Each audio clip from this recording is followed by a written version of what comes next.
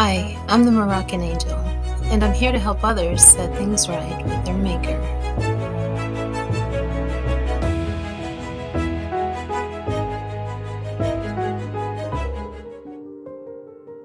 Hi, I will be presenting to you today 3 biblical reasons why people do not quote-unquote believe in God. Now, when stating the word believe, I mean having an awareness of His presence to the point or measure of familiarity. Most are under the impression that He currently does not speak. No, He's just not speaking to you, if you're one who believes this. And there's a reason for that, so let's get this on the table. The first reason why a number of people do not quote-unquote believe in God is because they do not have an accurate understanding and knowledge of who He is. How can you possibly believe in Him if you do not know Him? There are some who have an awareness of His presence when coming into the presence of others who have interacted with Him. Or they'll hear something about Him, maybe something highly fascinating regarding His interactions with others. But they're not aware of Him on a personal level. Because you can't make the choice to believe in Him if, one, He does not first draw your heart or your mind towards Him, and two, you're completely unaware of who He truly is. Do you know how many individuals I've interacted with that have mistakenly identified another spirit or human as quote-unquote God? And when the lie is exposed, they're devastated, often choosing another man-made religion, or out of frustration, they go off the deep end to atheism. Well, the scriptures state in Proverbs 9 and 10 that the beginning of knowledge and wisdom is the fear of the Eternal One. He is God. I'm solely speaking of the God of Israel in the original Testament. Hear me. You must first have a mind to respect Him. This is the beginning of knowledge concerning who He is. Not, God, if you exist, then I'll do this. No, you're stepping out on a bad foot. You must respect His existence first. The second reason that a person would not believe in God is that they are a wicked person, as described within the scriptures, of course. This type of person denies the existence of God. In the original Testament Psalms, chapter 14, verse 1, it states that the fool said in his heart, "There is no God." And they're corrupt, and they've done abominable works. And it also claims that there is no good found in anyone who claims this, not in the eyes of the Creator. Now, the Creator is a symbol, or God, as so many people know Him by. He is a symbol of authority and judgment. And a number of people reject and resist this. They don't want to be judged. Just listen. You'll hear how comfortable they felt when talking to someone because they were quote-unquote non-judgmental, or they didn't judge them. Or you'll hear somebody say within the church itself, "You can't judge me." My, oh my. Wicked people do not want to be judged. In the Christian book, John chapter 3, verse 19, Jesus Himself said, "This is the condemnation, that light has come into the world, and men love darkness rather than light." Why? Because their deeds were evil. And He goes on to say, "For everyone that doeth evil, they hate the light, neither cometh to the light." Why? Lest their deeds should be reproved. They don't like to be judged. But Jesus said, "But he that doeth truth cometh to the light, that his deeds may be made manifest, that they are wrought in God, that they are doing righteousness." It is the wicked who seek to escape judgment.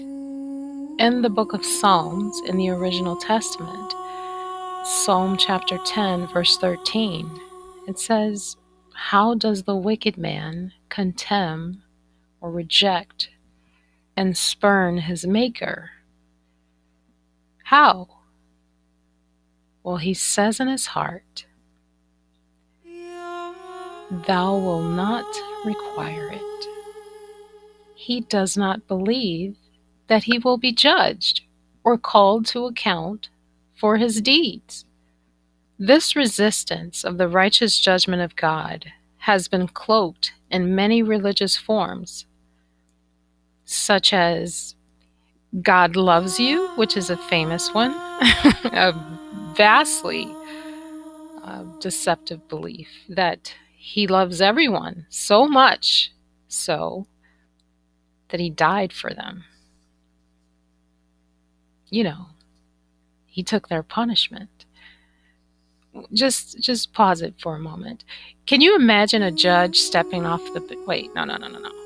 A king stepping off of his throne to go and be killed for you because you wanted to commit adultery when he said don't. Or you antagonistically rebelled against him, spitting on the foot of his throne, and he steps down and kills himself for you so that you won't have to be punished for defying his rule? Oh my. Or even the idea that the creator of the universe, just and true, the belief that he's quote unquote all merciful? Do you not know that mercy compromises and negates justice? Do you really think that this just creator over humankind is going to compromise his very nature for you because you wanted to indulge in some sexual perversion or violent act?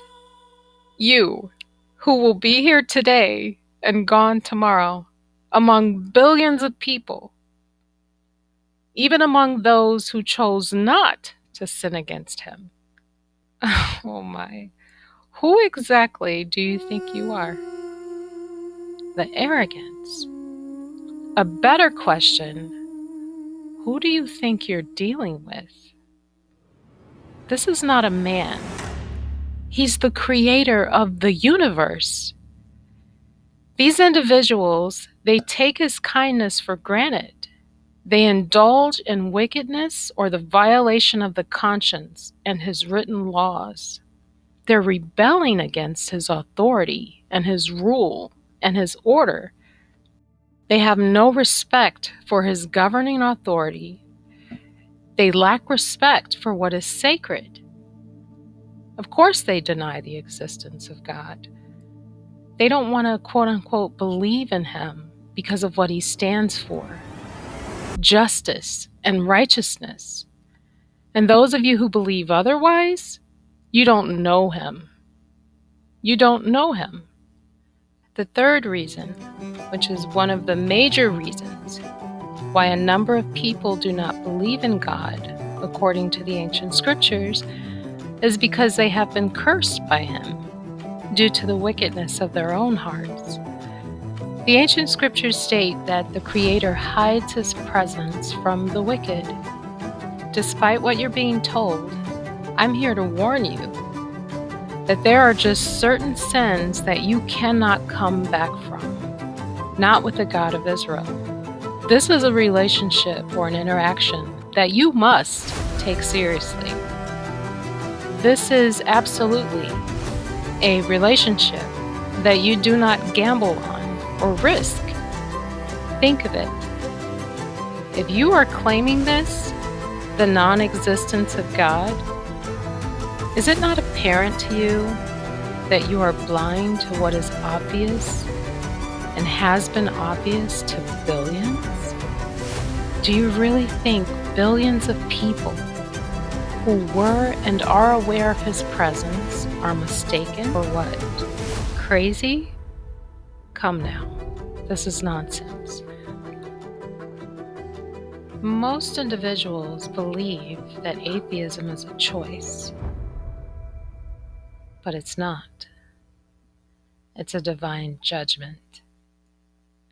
The individual that carries this belief has done something grievous against the Creator. You've offended the Creator on a grievous level, to the magnitude that He's hidden His presence from you. That should be highly concerning. I'd like to think that I'm a pretty sane, educated girl. Double majors in business finance, psychology, human resource management. Hear me. I've seen Him. And I wasn't always alone. There were a couple of occasions where there were others with me who also seen Him, and they were terrified.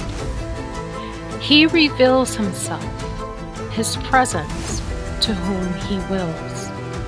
It was exactly like He revealed Himself in the ancient scriptures. It's not, ethereal lights and all this sort of thing. No, and it's not being under, the influence of drugs or alcohol. You are sober-minded, and it is a physical reality. Yes, He can speak to people in dreams, but when He visits you, you will know.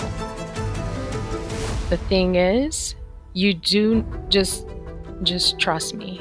You do not want this being to visit you as an enemy. Read the ancient scriptures. You will find that He is an absolute terror to His enemies.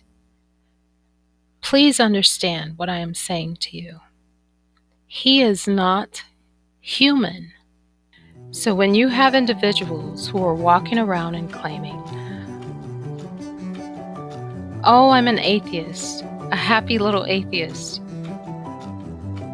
be aware that you are in danger, grave danger, because you've succumbed to the deception. Your state of mind and perception are subject to His will due to the wickedness of your own heart. I'm not here to quote-unquote convert you or quote-unquote convince you. I'm here to warn some and help others. This is a real being. He is not a man, and make no mistake about it, He exists outside of your quote-unquote belief about Him. Your belief cannot make Him non-existent, but His belief about you, the damage is inconceivable. I'm the Moroccan angel. Do what is right, always. It matters.